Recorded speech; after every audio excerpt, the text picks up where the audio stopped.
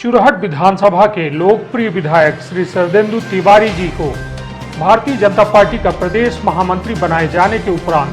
प्रथम नगर आगमन पर हार्दिक स्वागत। बंदर खेल के दौरान चोट, सिरदर्द एवं चिड़चिड़ापन, वजन कम करना, मधुमेह में नस कमजोर होना, मोच एवं एड़ी का दर्द, चेस्ट फिजियोथेरेपी, फिटनेस ट्रेनिंग। हमारा पता है ultra clinic, state bank road, जिला अस्पताल सीधी, मध्य प्रदेश। निज निवास नूतन कॉलोनी, संस्कार स्कूल, मौर्या किराना स्टोर के पास सीधी। संपर्क कर सकते हैं फोन नंबर में 9425 88 60 40। अत्याधुनिक मशीनों से युक्त सीधी का एकमात्र फिजियोथेरेपी क्लिनिक। विंध्य क्षेत्र के यह पहल बघेली न्यूज चैनल में हम कनिष्ठ तिवारी अपना पंचन का सभे जनन का प्रणाम करी थे। सीधी जिला के अपराध जगत के 4 अहम खबर लेके हाजिर हैं अपना पंचन के सेवा में। अपना पंचन को बता दी कि आज कमरजी थाना अंतर्गत 9 वर्षों से फरार चल रहे आरोपी का जो है कमरजी पुलिस के द्वारा गिरफ्तार किया गया है और जेल भेज दिया गया है। अपना पंचन को बता दी कि थाना प्रभारी कमरजी तथा उनके टीम के द्वारा 9 वर्षों से फरार चल रहे आरोपी अस्थायी वारंटी राजकुमार सिंह पिता यज्ञबली सिंह निवासी बहेरा डाबर थाना मऊगंज जिला रीवा का गिरफ्तार करके न्यायालय में पेश किया गया है। आरोपी के ऊपर अपराध क्रमांक 724/11 धारा 379 आईपीसी 27 29 39 51 वन्य जीव संरक्षण अधिनियम के तहत मामला पंजीबद्ध रहा, जो ने आरोपी के विरुद्ध न्यायालय के द्वारा जो है वर्ष 2011 में स्थायी वारंट जारी किया रहा। आरोपी लगातार जो है फरार चल रहा, जो ने आज दिनांक का कमरजी थाना पुलिस का मुखबिर के द्वारा जो है सूचना प्राप्त है, जो ने घेराबंदी करके उक्त आरोपी का गिरफ्तार कर लिया गया है और जेल भेज दिया गया है। अब अगली बड़ी खबर है रामपुर नैकिन से, जहां प्रपंचक बता दी कि बुरी नीयत से नाबालिग के साथ छेड़छाड़ करे वाले आरोपी का महज 12 घंटा के भीतर जो है रामपुर नैकिन सीधी पुलिस के द्वारा गिरफ्तार किया गया है और न्यायालय पेश करके जेल पहुंचा दिया गया है। अपना पंचक बता दी कि थाना प्रभारी रामपुर नैकी ने उनके टीम के द्वारा नाबालिग किशोरी के साथ गंदी नीयत से छेड़छाड़ करे वाले आरोपी का गिरफ्तार करके न्यायालय पेश किया गया है, जहां जेल से वारंट प्राप्त होने पर आरोपी का जिला जेल सीधी में दाखिल करावा गया है। पूरी घटना का है यह जान ली कि कल जो है बीते कल दिनांक 2 अक्टूबर 2020 का जब किशोरी के परिवार के समस्त लोग सीधी निमंत्रण में आए रहे, तो वह दौरान जो है आरोपी पीड़ित के घर के सामने रहा और वहां जो है छुपते छुपावट जो है घरे में घुस गया और बुरी नीयत से छेड़छाड़ करे लाग। पीड़िता द्वारा जो है हल्ला गुहार करे के बाद जो है आरोपी वहां से भाग गया और पीड़िता के घर वाले जब वापस आए तो सारी बात जो है बिटिया के द्वारा बताई गए और फिर आई के थाना में घर वाले के सहित जो है रिपोर्ट दर्ज कराई गई और महज 12 घंटा के भीतर मुखबिर तंत्र के सहायता से रामपुर नैकिन पुलिस के द्वारा आरोपी का गिरफ्तार किया गया है। अगली बड़ी खबर है सीधी में चिटफंड के लेके है, जो ने चिटफंड कंपनी सीधी में हर गरीब के जो कहा जाए कि गरीब के साथ जो धोखाधड़ी के मामला रहा कि पैसा जमा कराए कि उनका पैसा जो है लेके भाग गई कंपनी, तो यह में कंपनी खातिर जो है सीधी पुलिस अधीक्षक के बेहद बड़ा काम चल रहा है और बेहद जो है राहत लोगन का मिल रही है, उनका मामला दर्ज हो रहा है, आरोपी गिरफ्तार हो रहे हैं। वह संदर्भ में आज सीधी पुलिस अधीक्षक कार्यालय से एक अपील जारी की गई, जो ने साफ तौर में यह बात की उल्लेख है कि सीधी जिला के समस्त नागरिकगण का सूचित किया जाता है कि यदि निम्न में से कौनो चिटफंड कंपनी द्वारा अपना पंचन के यदि पैसा लेके वापस नहीं किन गया है या अन्य कौनो प्रकार के धोखाधड़ी किन गई तो अपना पंचे सब जने यथाशीघ्र अपन आवेदन पत्र पुलिस अधीक्षक कार्यालय में स्थित शिकायत शाखा के माध्यम से अपन आवेदन जो है प्रस्तुत कर सकते थे, जो ने 8 कंपनी के चिन्हांकन किया गया है। वो 8 कंपनी के नाम है, पहले है HBN, दूसरा है सहारा इंडिया, तीसरा है JBG, चौथा है अमन इंफ्रा हाइट लिमिटेड, 5वां है जीवन सरल, 6वां है HNC, 7वां है Patreon minerals and metal limited और 8वीं है साई प्रकाश ऑर्गेनिक। ये 8 कंपनी जो है चिटफंड कंपनी है जिनका चिन्हांकन किया गया है और इनसे जुड़े कोनो मामला हुए तो अपना पंचे सीधी पुलिस अधीक्षक थाना अधीक्षक कार्यालय में जाए के वहाँ शिकायत शाखा में अपन आवेदन पत्र जो है यथाशीघ्र प्रस्तुत कर सकी थे। अब अगली बड़ी खबर है और बेहतर खबर यह है कि पुलिस अधीक्षक जो है आज पंकज कुमावत औचक निरीक्षण करे पहुंच गए थाना बहरी, जहां जनसंवाद कार्यक्रम के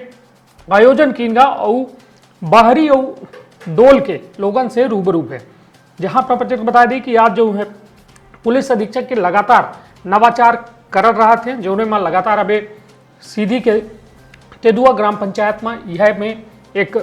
लोगों से जनसंवाद कार्यक्रम आयोजित रहा। अब 2 लोग बहरी के लोगों से जो है जनसंवाद कार्यक्रम स्थापित हुआ, आयोजित हुआ। जो ने अपना प्रतिनिधि को बताया कि प्रमुख बिंदु जो है जनसंवाद के यह रहे कि सीधी पुलिस अधीक्षक के द्वारा अवैध रूप से शराब, गांजा, कोरेक्स, नशा के विरुद्ध, चोरी के वाहन, नाबालिग लड़कन की गुमशुदगी, जमीनी विवाद के मामला, घरेलू हिंसा और महिला संबंधी अपराध संबंध में गांव में भारी वाहन की आवाजाही, अवैध रेत उत्खनन एवं अवैध गतिविधि संबंध पुलिस का सूचना और लोगों को प्रोत्साहित किएगा और यह बारे में यातायात व्यवस्था और आपराधिक प्रवृत्ति के व्यक्तियों का जो है सूचना के संबंध में जनमानस का सुझाव देगा। तो कहों न कहों यह जनसंवाद से निश्चित तौर पर एक पुलिस और आम जनता के बीच एक सेतु बना थी, एक पुल बना थी, जो उनमें से एक संवाद जब बेहतर होता है तो लोगों के समस्या पुलिस बेहतर ढंग से सुन सका थी और उन तक अपन समस्या समय में आम जनता पहुँचा सका थी। तो यह रही आज के क्राइम के 4 बड़ी खबर और सुनी पुलिस अधीक्षक के पूरा बयान। धन्यवाद, प्रणाम। शराब है, गांजा है, मादक पदार्थ जो है सर, उन पर कब तक में अंकुश लग पाएगा? ये कुछ देखिए, लगातार इस पर अंकुश लगाने की कार्रवाई जारी है और जल्द ही इसमें जो आप शिकायतें कर रहे हैं और जल्द ही उसका निपटारा हो जाएगा। बहुत बहुत उद्देश्य क्या है, जनता के प्रति इसका फायदा कहाँ कितना पहुँचेगा? देखिए, पुलिस जनसंवाद, पुलिस का रिश्ता जनता की हर समस्याओं से होता है, चाहे वो ज़मीनी समस्याएं हों, चाहे घरेलू हिंसा से संबंधित समस्याएं हों, महिलाओं के प्रति समस्याएं हों, चाहे बुजुर्गों के प्रति जो हो रहे अपराध हों, चाहे सामाजिक तत्वों के द्वारा की जा रही हुई आपराधिक गतिविधियाँ हों, चाहे नशे के विरुद्ध हो। पुलिस का संवाद जनता के साथ में जितना मधुर होगा उतना ही पुलिस को सूचनाएं अच्छी मिलेगी, जानकारियां अच्छी प्राप्त होगी, वरिष्ठ अधिकारियों को अच्छा जानकारी की जा सकेगी। पुलिस का काम जो है, न्याय प्रणाली में सबसे पहली जो है वो स्टेज है, वो है पुलिस थाना। थाना का संबंध जो है जनता के साथ में अच्छा होने से हमें अच्छी सूचनाएं मिलेगी, लोगों के साथ में न्याय कर पाएंगे, दोषियों पे कार्रवाई कर पाएंगे और निर्दोष को बचा पाएंगे। यही हमारा इस पूरे कार्यक्रम का उद्देश्य है और इस कार्यक्रम के तहत मैं प्रत्येक थाना क्षेत्र में कुछ गाँवों का भ्रमण, पहले कस्बे का और फिर कुछ गाँवों का भ्रमण कर आम जनता से संवाद स्थापित करते हुए उनसे जो उनकी झिझक रहती है कि पुलिस अधीक्षक क्योंकि सीधी में बैठते हैं, जिला स्तर पर बैठते हैं और वहाँ तक लोग पहुँच भी नहीं पाते हैं, तो ये दूरी को कम करने का एक प्रयास किया जा रहा है। मुझे पता है कि ये क्योंकि इतने गांव हैं उसको कवर करते करते महीनों लग जाएंगे, लेकिन फिर भी ये हमारा एक हम्बल सा, एक विनम्र सा प्रयास है जनता से जुड़ने का। सर, बाहरी क्षेत्र के लिए गांजा, कोरेक्स, शराब अवैध मादक पदार्थ बहुत कुछ तो सुधार भी हुआ है सर। अभी इसके बाद क्या इस पर किस तरह की? जब से मेरा आगमन हुआ है तब से हमने एक अभियान के रूप में नशे के विरुद्ध कार्रवाई पूरे ज़िले में संचालित की जा रही है और पूरे ज़िले में प्रत्येक थाना क्षेत्र के अंतर्गत हमने टारगेट के रूप में इसको लेते हुए और अवैध नशे के खिलाफ, जिसमें गांजा, कोरेक्स, शराब, इस पर लगातार बड़ी मात्रा में जब्ती हुई है। जो गाड़ियां उसमें पकड़ी गई है उस पर गाड़ियों पर राजसात की कार्रवाई की जा रही है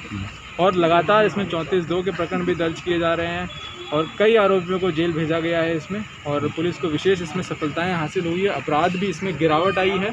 लेकिन क्योंकि इसमें इस तरीके का ये बिजनेस है, व्यवसाय के रूप में इसको लोग ले रहे हैं, ये कार्रवाई चुनौती हमेशा बनी रहेगी और पुलिस इसको पकड़ती रहेगी। सर, इस क्षेत्र में अवैध रेता का तस्करी बहुत सुर्खियों में चलता है, ग्रामीणों में बड़ी तेज़ी से इसका खौफ है। अधिकारी कर्मचारी सब संलिप्तता के घेर में आते हैं सर, बार बार इसी थाना में आना जाना लगा रहता है, दूसरे थाना क्षेत्रों में उनका ट्रांसफ़र या स्थानांतरण नहीं होता है। 3 साल से ऊपर वाले भी कर्मचारी कुछ जमे जैसे, अब अभी तक उनका स्थानांतरण नहीं हुआ, क्या कारण है तब तक में सर ऐसा हो जाए? देखिए, 3 साल से ऊपर वाले पूरे ज़िले में मैंने स्थानांतरित किए थे और एक सिरे से वो सभी स्थानांतरित किए गए थे, तो 3 साल से एक ही थाने में जमे हुए हैं। जो आपने अवैध उत्खनन की बात की, उस दिशा में जो है जोनल स्तर पे भी और पुलिस मुख्यालय स्तर पे भी स्पष्ट निर्देश दिए गए हैं। माननीय मुख्यमंत्री जी के भी स्पष्ट निर्देश हैं कि इसमें संयुक्त रूप से सभी विभागों की, जिसमें राजस्व, खनिज, फॉरेस्ट और पुलिस, चारों विभागों की संयुक्त रूप से कार्रवाई इसमें की जा रही है और पिछले कुछ माहों के अंदर ये बिल्कुल बंद भी रहा है। इसको आगे भी ऐसे ही निरंतरता बनाए रखेंगे और जो अवैध उत्खनन है पूरी तरीके से बंद रहेगा। सर, आपके यहाँ एक आवेदन पड़ा था, ये घटना आपके यहाँ 16/3/2019 की है, इसमें एक लड़के के साथ मारपीट की गई, इसके फरियादी पिताजी द्वारा आवेदन दे दिया गया, लेकिन कोई कार्रवाई आज तक नहीं। और आपके पास भी सर ये आवेदन आया है 23/7/2020 को। लेकिन उसमें आज तक कोई कार्रवाई नहीं हुई सर। इसकी जांच की जा रही है और जो भी कार्रवाई हो सर ये बहुत प्रकरण है, एक शुक्ला परिवार का है जिनके साथ मारपीट हुई थी और मारपीट करने के बाद उन्हें ले गए सोन नदी में फेंकने, और इसके बाद उसके परिजन द्वारा ये भी बताया गया कि मतलब इनके साथ मारपीट की गई है और एक्सीडेंट नहीं हुआ है। वहाँ के लोग भी बताए कि एक्सीडेंट नहीं हुआ है, फिर भी मतलब आपके अधिकारियों द्वारा जैसे जिले में जो इसका हैं खुद डायरी निकाल के खुद देखूंगा और जो एविडेंस आएंगे उसके आधार पे हम लोग अग्रिम कार्रवाई करेंगे।